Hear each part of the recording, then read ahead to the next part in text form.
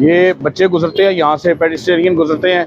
ये किसी भी खतरे के कोई भी खतरा यहाँ पे जान लेवा हो सकता है। ये आपने गर्म ऑयल रखा हुआ है, यहाँ से बच्चे गुजरते हैं, स्कूल टाइम है, ठीक है ना, और कोई हादसा हो सकता है। आपने सिलेंडर बाहर रखे हुए हैं, कोशिश करें कि इसको अंदर और सेफ्टी को मरहूज़ खातर रखें, ठीक है ना। सेफ्टी के हवाले से ना आप ये ना अपने मेजरमेंट पूरे करें सेफ्टी के हवाले से।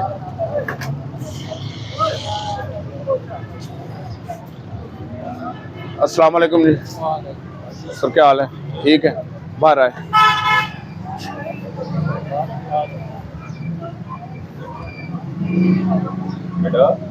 अस्सलाम वालेकुम, क्या हाल है? माशाल्लाह इतनी बड़ी दुकान है और आपने ये सामान बाहर रखा हुआ है, इसको आप अंदर करें ताकि शटर के अंदर सामान हो जाए, ताकि जो लोग गुजरते हैं, जो रास्ता है वो रास्ता खुल जाए और आपके लिए प्रॉब्लम ना हो और आपका गाहक भी खुशी से आपके पास आए। और ये अंदर करें, अभी ना ये सामान उठा के अंदर रखें।